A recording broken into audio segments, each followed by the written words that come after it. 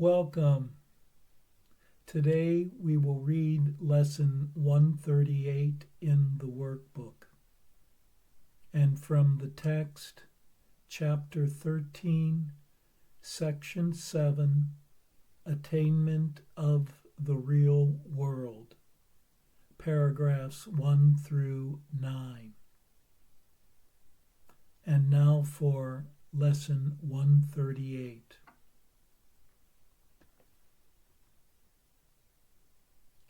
Heaven is the decision I must make. In this world, heaven is a choice, because here we believe there are alternatives to choose between.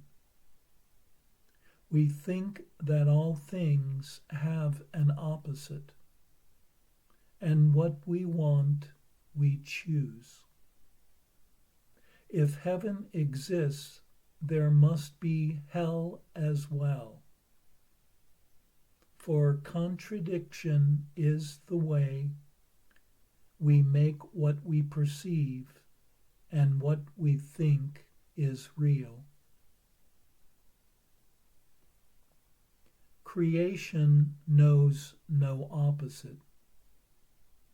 But here is opposition, part of being real. It is this strange perception of the truth that makes the choice of heaven seem to be the same as the relinquishment of hell. It is not really thus. Yet what is true in God's creation cannot enter here until it is reflected in some form the world can understand. Truth cannot come where it could only be perceived with fear. For this would be the error. Truth can be brought to illusions. Opposition makes the truth unwelcome, and it cannot come.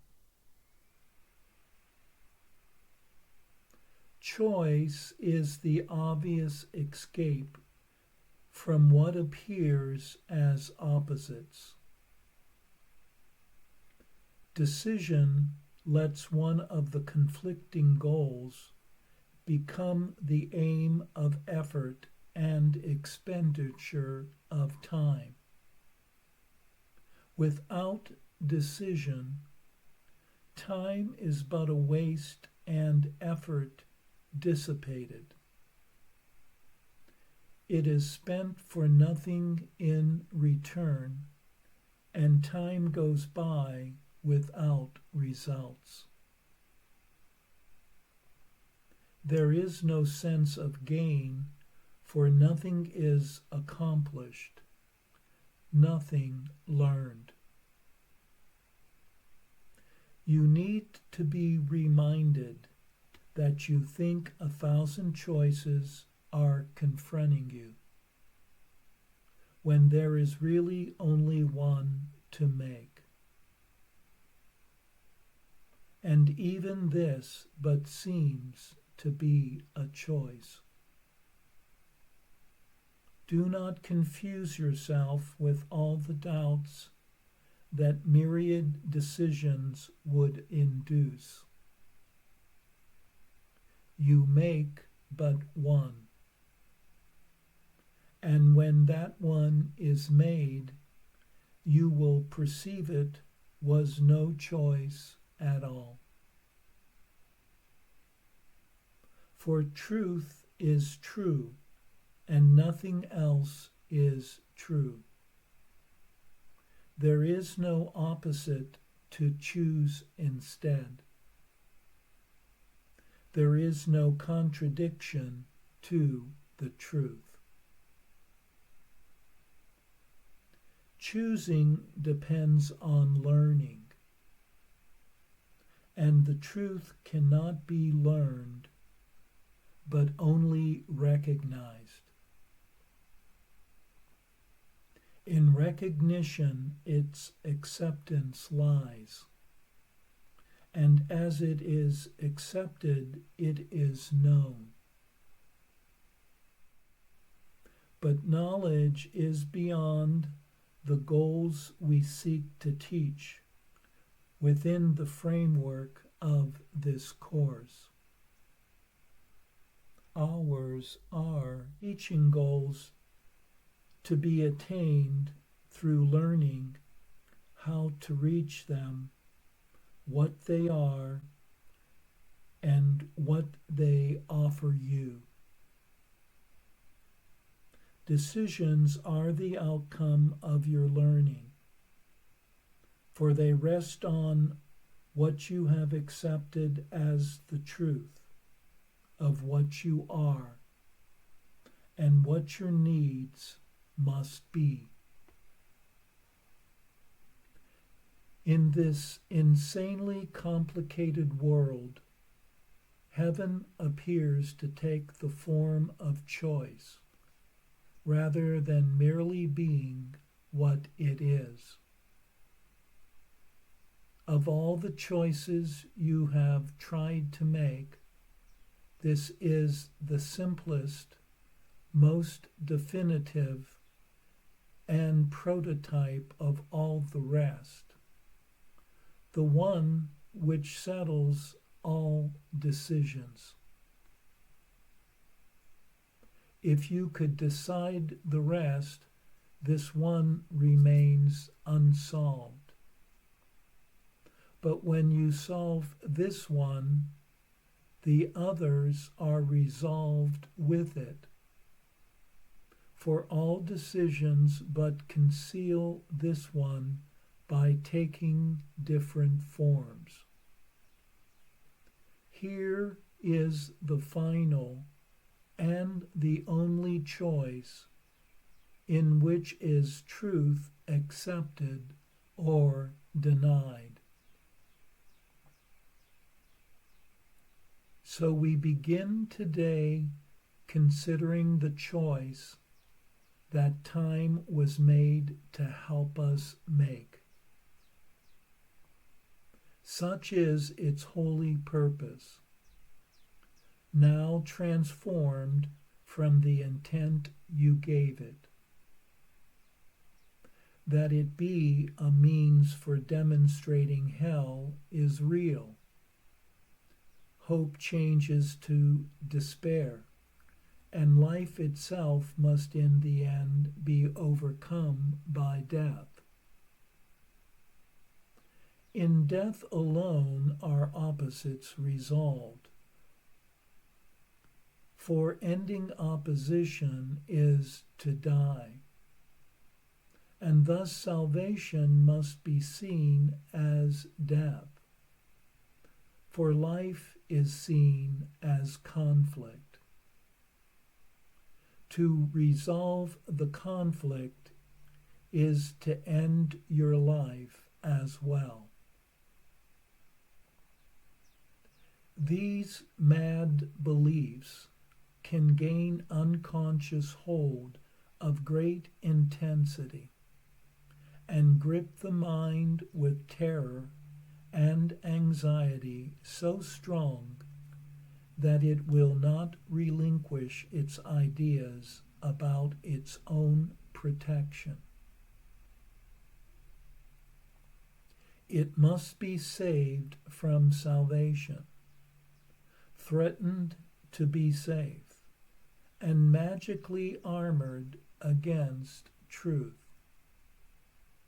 And these decisions are made unaware, to keep them safely undisturbed, apart from question and from reason and from doubt. Heaven is chosen consciously. The choice cannot be made until alternatives are accurately seen and understood. All that is veiled in shadows must be raised to understanding, to be judged again, this time with heaven's help. And all mistakes in judgment that the mind had made before are open to correction, as the truth dismisses them as causeless. Now are they without effects. They cannot be concealed because their nothingness is recognized. The conscious choice of heaven is as sure as is the ending of the fear of hell, when it is raised from its protective shield of unawareness and is brought to light. Who can decide between the clearly seen and the unrecognized? Yet who can fail to make a choice between alternatives when only one is seen as valuable, the other as a wholly worthless thing, a but imagined source of guilt and pain? Who hesitates to make a choice like this? And shall we hesitate to choose today?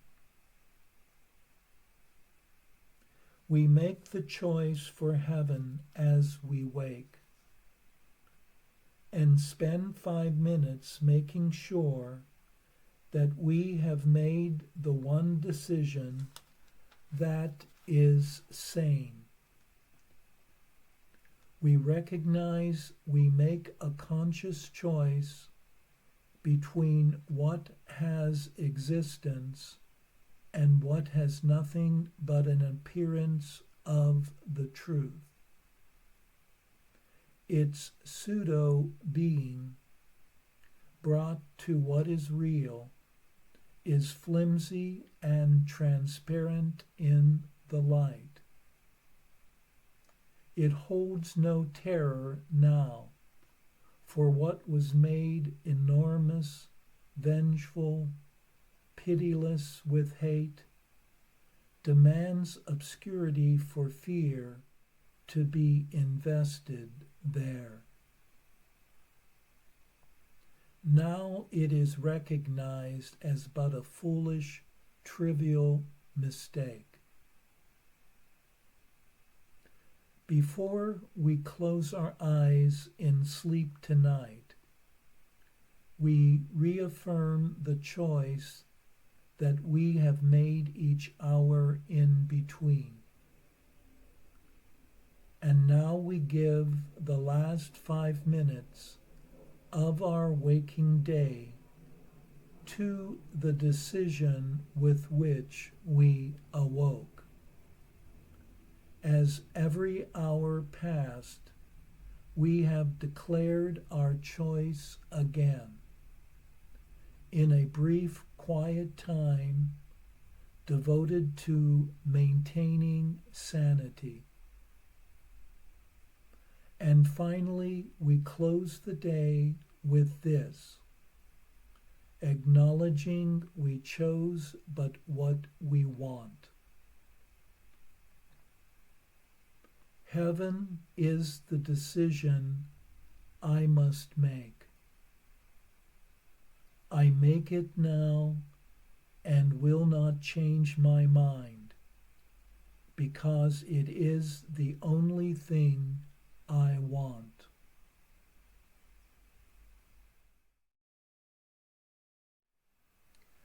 In a world of opposites, a world of duality, one appears to have a choice. And the primary choice is for either hell or for heaven. Heaven can be seen as a reflection of divinity. In appearances the world can understand. By choosing, one frees oneself from opposing viewpoints. By removing one of the conflicting goals from one's consideration. Heaven is the only decision one need make, as making this one decides all others. It involves truth, and in truth there is no contradiction. Thus, the purpose of time becomes but to learn to choose heaven. The choice is easy when the alternatives are accurately seen and understood. As hell is recognized as a worthless and imagined source of guilt and suffering, and but an unwise and unreal mistaken belief.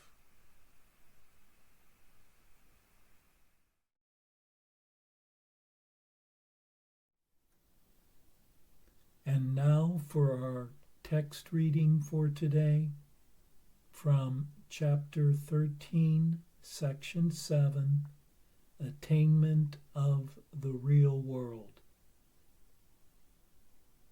Paragraphs 1 through 9.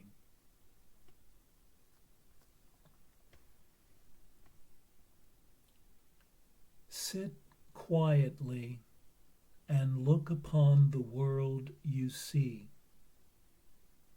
and tell yourself, the real world is not like this. It has no buildings, and there are no streets where people walk alone and separate. There are no stores where people buy an endless list of things they do not need. It is not lit with artificial light, and night comes not upon it. There is no day that brightens and grows dim. There is no loss. Nothing is there but shines and shines forever. The world you see must be denied, for sight of it is costing you a different kind of vision. You cannot see both worlds, for each of them involves a different kind of seeing and depends on what you cherish. The sight of one is possible because you have denied the other. Both are not true, yet either one will seem as real to you as the amount to which you hold it dear. And yet their power is not the same, because their real attraction to you is unequal.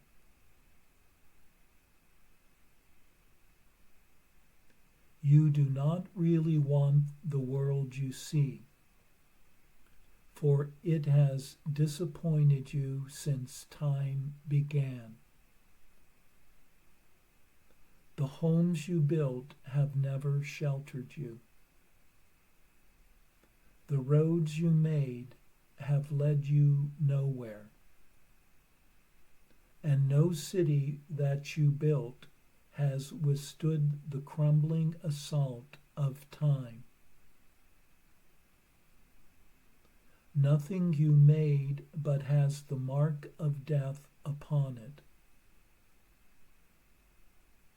Hold it not dear, for it is old and tired and ready to return to dust, even as you made it. This aching world has not the power to touch the living world at all. You could not give it that, and so although you turn in sadness from it, you cannot find in it the road that leads away from it into another world.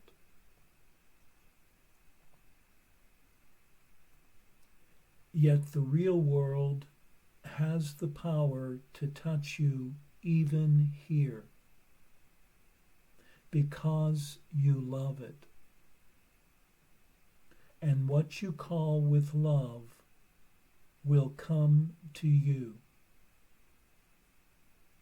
Love always answers, being unable to deny a call for help, or not to hear the cries of pain that rise to it from every part of this strange world you made, but do not want.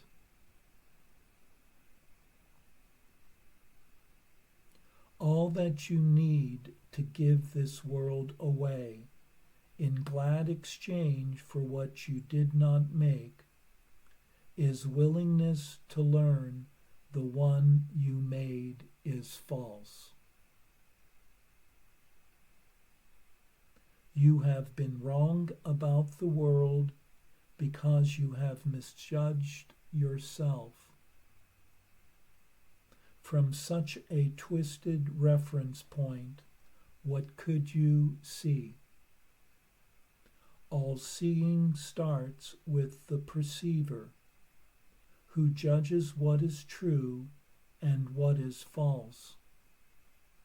And what he judges false, he does not see. You who would judge reality cannot see it, for whenever judgment enters, reality has slipped away. The out of mind is out of sight, because what is denied is there, but is not recognized.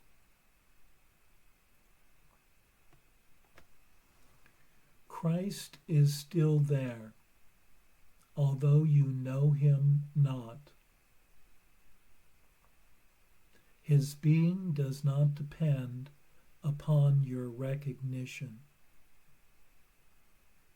He lives within you in the quiet present and waits for you to leave the past behind and enter into the world he holds out to you in love. No one in this distracted world but has seen some glimpses of the other world about him. Yet while he still lays value on his own, he will deny the vision of the other, maintaining that he loves what he loves not, and following not the road that love points out. Love leads so gladly. As you follow him, you will rejoice that you have found his company and learned of him the joyful journey home. You wait but for yourself, to give this sad world over and exchange your errors for the peace of God is but your will. And Christ will always offer you the will of God, in recognition that you share it with Him. It is God's will that nothing touch His Son except Himself, and nothing else comes nigh unto Him. He is as safe from pain as God Himself, who watches over Him in everything. The world about Him shines with love, because God placed Him in Himself where pain is not, and love surrounds Him without end or flaw. Disturbance of His peace can never be. In perfect sanity He looks on love, for it is all about Him and within Him. He must deny the world of pain the instant he perceives the arms of love around him. And from this point of safety, he looks quietly about him and recognizes that the world is one with him.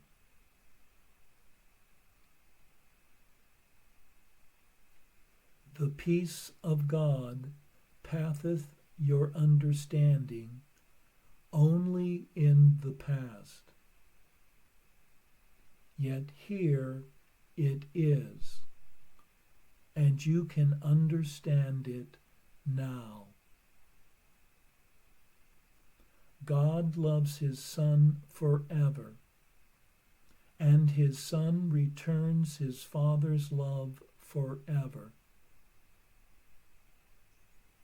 The real world is the way that leads you to remembrance of the one thing that is wholly true and wholly yours.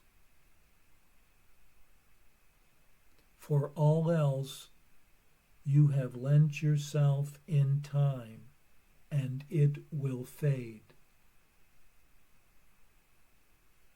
But this one thing is always yours, being the gift of God unto His Son. Your one reality was given you, and by it God created you as one with Him.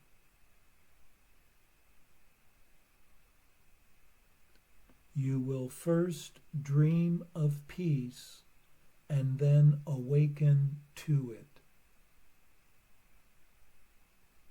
Your first exchange of what you made for what you want is the exchange of nightmares for the happy dreams of love. In these lie your true perceptions, for the Holy Spirit corrects the world of dreams, where all perception is. Knowledge needs no correction, yet the dreams of love lead unto knowledge. In them you see nothing fearful, and because of this, they are the welcome that you offer knowledge. Love waits on welcome, not on time. And the real world is but your welcome of what always was. Therefore, the call of joy is in it, and your glad response is your awakening to what you have not lost.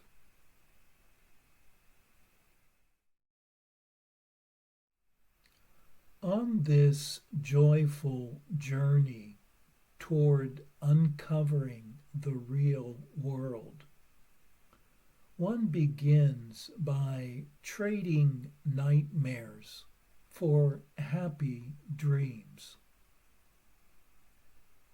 and then by ending all judgment.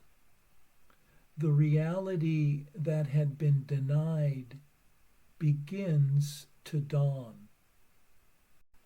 The eternal peace that could not be found in time arises in the newly discovered now, this ever-present moment.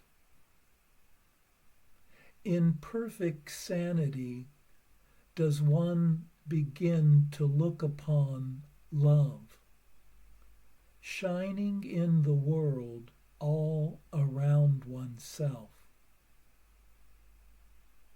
In these dreams of love, one can see nothing to fear. One's perfect protection and safety guaranteed. And the real world is revealed as one's invitation to the never-changing. In this welcome is the call of joy and one's glad awakening to what is forever true.